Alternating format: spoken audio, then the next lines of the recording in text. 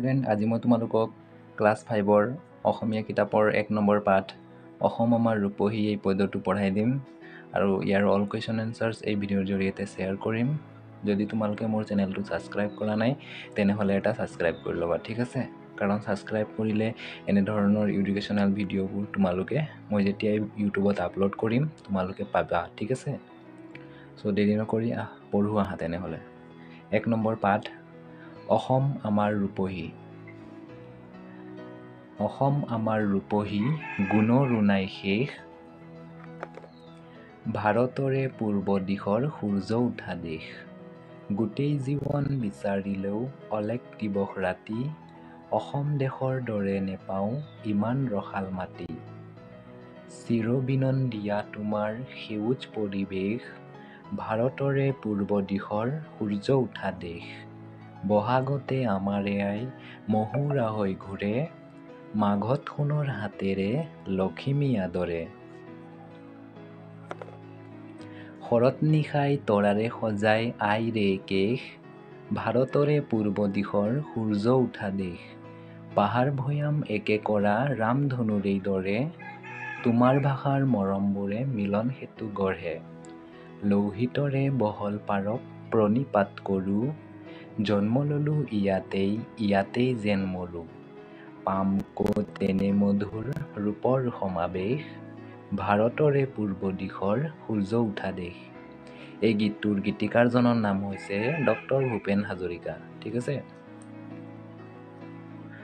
তোমালোকে ভিডিঅ'টো ভালদৰে চাবা আৰু কবিতাটো ভালদৰে পঢ়িবলৈ চেষ্টা কৰিবা। এতিয়া মই তোমালোকক এই অসম আমাৰ ৰূপহী পদ্যটোৰ সমূহ প্ৰশ্ন উত্তৰ কৰাই দিম। প্ৰশ্ন উত্তৰবিলাক তোমালোকে ভিতৰা বহীত লিখি ল'বা দেই। আৰু কিবা অসুবিধা হ'লে ভিডিঅ'টো ডাউনলোড কৰি ল'বা। চ' আহাতেনে ইয়াৰ প্ৰশ্ন উত্তৰবিলাক কৰোঁ। উত্তৰ দিয়া। ক প্ৰশ্ন, ডক্টৰ ভূপেন হাজৰিকাই আই বুলি কাক সম্বোধন কৰিছে? উত্তৰ, তেওঁৰ আইক সম্বোধন কৰিছে। খ প্ৰশ্ন, ডক্টৰ ভূপেন হাজৰিকাই মাঘ মাহত কি আদৰৰ কথা কৈছে? উত্তৰ, লখিমী আদৰৰ কথা কৈছে। গ প্ৰশ্ন, শৰৎ নিশাই আইৰে কেশ কিহেৰে সজায়? উত্তৰ, তৰাৰে সজায়। ঘ প্ৰশ্ন, পাহাৰ ভৈয়ামৰ মিলন সেতু কিহে গঢ়ে? উত্তৰ, ৰামধনুৱে গঢ়ে। অংগ প্ৰশ্ন, ডক্টৰ ভূপেন হাজৰিকাই ক'ত মৃত্যুবৰণ কৰিবলৈ ইচ্ছা প্ৰকাশ কৰিছে? উত্তৰ, এই ভাৰতবৰ্ষৰ পৃথিৱীতে মৃত্যুবৰণ কৰিবলৈ ইচ্ছা প্ৰকাশ কৰিছে। তোমালোকে প্ৰশ্ন উত্তৰবোৰ ভালদৰে ভিতৰা বহীত লিখি ল'বা দেই। আৰু অসুবিধা হ'লে ভিডিঅ'টো ডাউনলোড কৰি ল'বা, ঠিক আছে?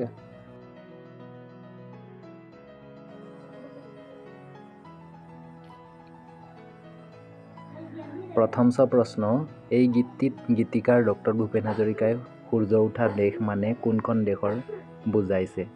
উত্তৰ, ভাৰত দেশক বুজাইছে। দ্বিতীয় প্ৰশ্ন, গীতিকাৰ ডক্টৰ ভূপেন হাজৰিকাই গোটেই জীৱন বিচাৰিলেও অসমৰ দৰে আন ক'তো কি নোপোৱাৰ কথা কৈছে? উত্তৰ, অসম দেশৰ দৰে ৰসাল মাটি নোপোৱাৰ কথা কৈছে।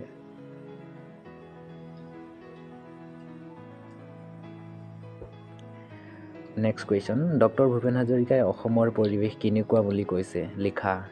উত্তৰ, ডক্টৰ ভূপেন হাজৰিকাই অসমৰ পৰিৱেশ সেউজীয়া বুলি কৈছে। নেক্সট কুৱেশ্যন, দলত আলোচনা কৰি বহলাই লিখা। এইটো বহলাই লিখিবলৈ কৈছে। ক, ৰামধনু কি আৰু ৰামধনুৰ দৰে পাহাৰ ভৈয়াম একে কৰা মানে কি? উত্তৰ, সূৰ্যৰ পোহৰৰ বৰষুণৰ মাজেদি পাৰ হৈ আহোঁতে 7 ৰঙলৈ বিস্ফোৰিত হোৱাৰ ফলত ৰামধনুৰ সৃষ্টি হয়। এই ৰামধনু যেতিয়া ওলায় তেতিয়া পাহাৰ ভৈয়াম গোটেইটো সামৰি লয়, সেইবাবে পাহাৰ ভৈয়াম একে কৰা বুলি কৈছে। মানে ৰামধনু যেতিয়া ওলায় আকাশত তো পাহাৰ ভৈয়াম একেই কৰি দিয়ে, নহয় জানো? ইফালৰ পৰা সিফাললৈকে ওলাই যায় ৰামধনু, কিমান ধুনীয়া দেখি, 7টা ৰং, ঠিক আছে? নেক্সট কুৱেশ্যন, খ, লোহিত্য মানে কি? ইয়াৰ বহল পাৰক কিয় গীতিকাৰে প্ৰণিপাত জনাইছে? মানে লোহিত্য মানে কি? উত্তৰ, লোহিত্য মানে হৈছে ব্ৰহ্মপুত্ৰ নদীৰ আন এটা নাম। ব্ৰহ্মপুত্ৰ নদীৰ চাৰিওফালে পাহাৰ ভৈয়ামত বসবাস কৰা লোকসকলে মিলাপ্ৰীতিৰে যুগ যুগ ধৰি কোনো ভেদাভেদ নোহোৱাকৈ বাস কৰি আছে। পাহাৰ ভৈয়ামৰ এই সম্প্ৰীতি লোহিত্যই সৃষ্টি কৰিছে বাবে গীতিকাৰ ডক্টৰ ভূপেন হাজৰিকাই প্ৰণিপাত জনাইছে। মানে লোহিত্য মানে হৈছে ব্ৰহ্মপুত্ৰ, ঠিক আছে? নেক্সট কুৱেশ্যন, উদাহৰণত দেখুওৱাৰ দৰে শব্দ গঠন কৰা। এইবিলাক তোমালোকে কিতাপত লিখি ল'বা দেই। ক কপাহ কপাহী, চেনে চেনেহী, বাঁহ বাঁহী। খ জীপ জীপাল, তেজ তেজাল, কোব কোবাল। কিতাপত বহুৱাই ল'বা দেই। গ ৰূপ ৰূপালী, জোন জোনালী, ভোগ ভোগালী।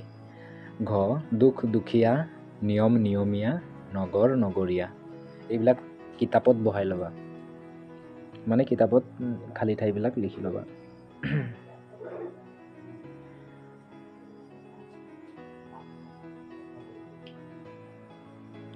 নেক্সট প্ৰশ্ন, দলগতভাৱে আলোচনা কৰি একে অৰ্থ প্ৰকাশ কৰা সমাৰ্থক শব্দ লিখা। মানে সমাৰ্থক শব্দ, ঠিক আছে, এটা বস্তুৰ যেনেকুৱা ঢেৰ নাম থাকে তেনেকুৱা। উত্তৰ পদুম, পদুম মানে পদ্ম কমল। ঘৰ গৃহ আৱাস স্থল, আকাশ গগন নীলম। বায়ু বতাহ পৱন, পৃথিৱী ধৰিত্ৰী ধৰা বা বহুমতী বুলি কোৱা হয়, ঠিক আছে। এইবিলাক লিখি ল'বা, ভালদৰে লিখিবা, বানান ভুল নকৰিবা দেই।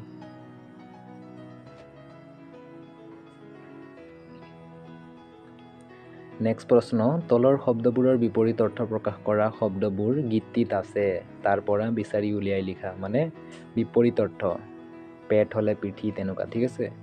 এইটো আৰম্ভণি, শেষ, বিচ্ছেদ ছেদ, নিৰস ৰস, কুৰূপ ৰূপ। এইবিলাকো কিতাপত বহুৱাই ল'বা দেই। কাঠ পেঞ্চিলত বহাবা, কলমত নবহাবা।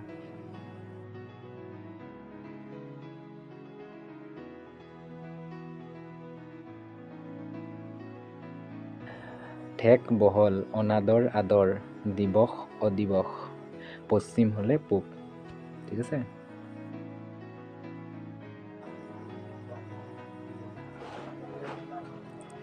তলৰ অংশ দুটা আঁচ টানি মিলোৱা, এইবিলাক মিলাই ল'বা দেই।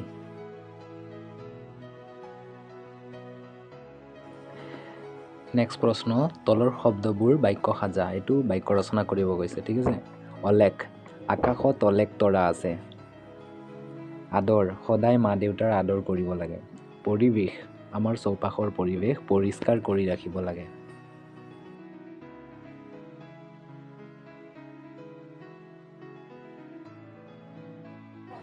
সমাৱেশ, ময়ূৰ চৰাইৰ সুন্দৰ ৰূপ সমাৱেশ। বিনন্দীয়া, অসমৰ পৰিৱেশ চিৰ বিনন্দীয়া।